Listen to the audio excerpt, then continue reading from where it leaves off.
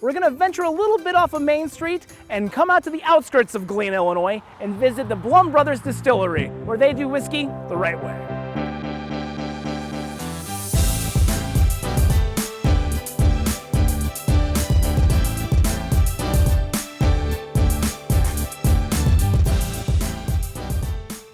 All right, Matt Blaum. Yes, sir. Co-owner of Blaum Brothers Distilleries. Thank you so much for having us on. Yeah, thanks for coming out.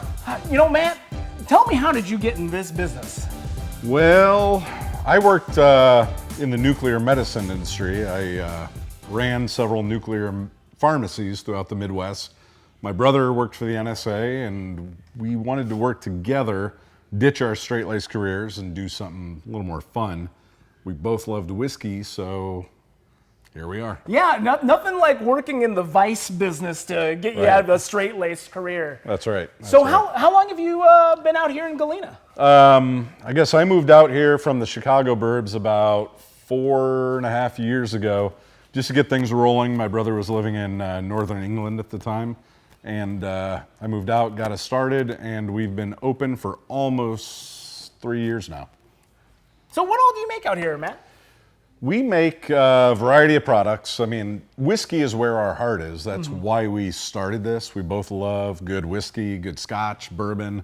It's kind of why we're here, but we also make great vodka, gin, moonshine, barrel-aged gin. We have a jalapeno, habanero, peppercorn vodka. It's been a big seller. So we make a vast variety of different things, but also we make, we probably have 10, 12 different types of whiskey in barrels right now. So why whiskey? Why not something else? I mean, what is it about that spirit that really connects with you? It's just been something both of us got into. I mean, while I was living in the Chicago burbs and my brother lived in northern England, we both would occasionally, around the holidays, we'd trade bottles. Christmas gift, I'd get him a bottle of scotch. He'd send me a bottle of bourbon. I thought you might like this one. I thought you might like this one. Tried a bunch of different ones. We just kind of traded bottles a lot. It was just something we both loved, and we decided to do it ourselves. Oh, that's awesome. Yeah. So what's been the hardest part in this past 3 years that you've been open? What's been the thing that's been the biggest hurdle for you to overcome? Honestly, probably the biggest hurdle has been we've grown a little faster than we anticipated. Oh, really? We kind of set out to, start off the first couple of years just distributing in Illinois, maybe moving to a couple more states. So we are here almost in year 3. We're in 4 states, moving into 3 more within the next couple months. So we're starting to really become in the Midwest, a name that spirit lovers know. And the whiskey's really caught on, the vodka, the gin, everything's really caught on. We're just really growing a little faster than we anticipated, so we've had kind of some growing pains because of that. Yeah, I mean, listen, that's a great problem to have. Yeah. It really is. So you make all kinds of different spirits, and I know you love whiskey. Is there a certain product that you're just super proud of? Outside of the whiskey products, I think the one I'm probably most proud of at the moment is our barrel-aged gin. We have our flagship gin, the traditional gin that people go nuts over, and we've sold piles of it, and it's done really well. But we decided to take our gin, kind of an up-and-coming category is barrel-aged gin, and we take our gin, put it in, we do it a little differently than most people. We actually take half of it, put it in used American oak, pretty much used bourbon barrels, and we take half of it and put it in new American oak. We marry the two together after about 10 months, and we have a barrel-aged gin. So it's a gin that whiskey lovers can kind of get in tune with. You can taste a little bit more of those oak notes and everything. It's a gin with a little bit of oakiness to it. You get that barrel taste, and it's pretty unique, and it's pretty tasty. That's great. I mean, you have to have kind of, you're planning ahead. Years and years and years in advance. Sure. Tell me a little bit about those struggles. Well, we kind of, like I said, we kind of have grown a little too quick. We kind of paced ourselves out. The biggest problem we've had right now is that we're outgrowing our facility. We have a 10,000 square foot facility here in Galena. We anticipated that pretty much lasting a good 7 years before we'd have to do something. Here we are almost to year 3, and we're already talking the city about building out back. We're gonna have to, we've filled up about 550 bourbon barrels, rye barrels, malt whiskey barrels. So we've got a lot of barrels, we've got a lot of inventory that needs to go to different states. We are outgrowing the facility. So we're about to break ground and build a new building out back, which is gonna be probably another 7,000 square feet. Oh, wow. To store barrels, and that way we can move our barrels that are in the building out to that building, and we can expand our production area within this building. That's great. Yeah. That's great. Matt, I'm really excited. This has been a real pleasure coming back here and seeing where everything's made. I can't wait to try it though. Yeah. Let's go hit the bar. Yeah, we can do that. All right. Let's go.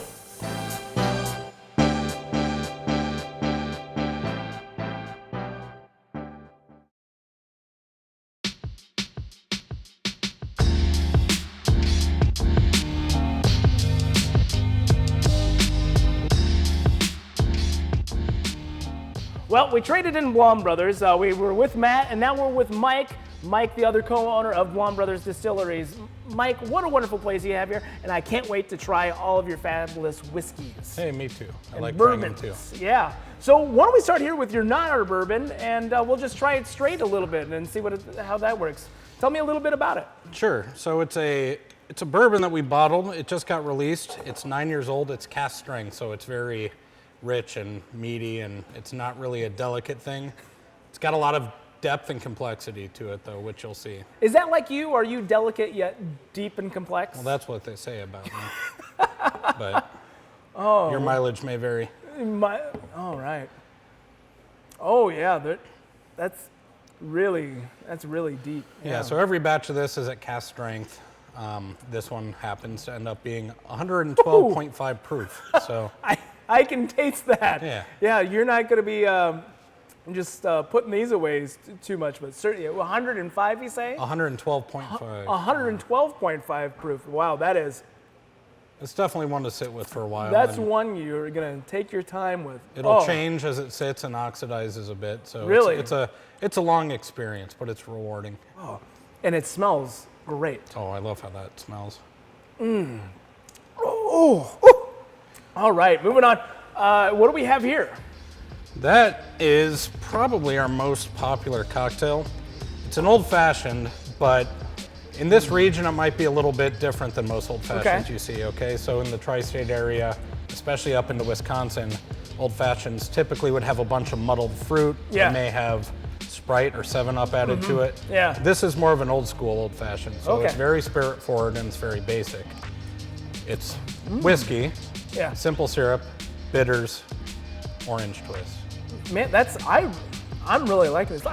Yeah, I love going through Wisconsin and trying all the old fashions at all the old little bars, and this is certainly different. I really like how the simple syrup, right? It's very, is it bourbon or whiskey? It's whiskey? This is, well, both, okay, so it's whiskey. You can use rye whiskey for an old fashioned, you can use bourbon, that we happen to be using bourbon here. Yeah, I mean, certainly those flavors are coming through, and then that sweetness and the orange at the end, that's really kicking it off. And also, you might notice we use one of these big ice balls in it, because really the key to any good cocktail is water. Yeah. A lot of people don't think about that. Yeah. If you just use small ice cubes, it melts really quick. It gets watered down. It gets diluted, yeah. It gets diluted, so this will let you sit and enjoy the cocktail over an extended period of time. That is not only tasty, but it's also really great bourbon. Okay, and then what do we got here last? Here we have a mint julep in one of our copper mugs here. As you can see, it's kind of frosting over. Mint juleps, I'm guessing you might know a little bit about the heritage of those. Strong association with the Kentucky Derby. Yes, gotta have a mint julep. Yeah, Kentucky you gotta have a mint julep. Derby Day. We're nowhere near Kentucky. I guess we're a bordering state in a way. Sure, but we just thought it would be fun to be able to make something like this, and also to note we grow our own mint right outside the distillery for this. So this is comprised of essentially bourbon, water, ice, and mint. Oh, wow. Another key to this is the crushed ice, and we actually don't have a machine that does that, so we hammer that by hand for every cocktail. I saw Ashley just going to town on that bag of ice, and you're right. It's great because it's almost like a slushy. It's not It's not just a straight drink and something Right. you can really take your time with. This is one of those that it's okay to have that much ice and have it You want break this to down be a little bit. super cold, right? Yeah. You want it to be hyper chilled, and it's Yeah. also a good way to get through some aggression with the hammer working on those ice bags. Oh man, those are all absolutely great.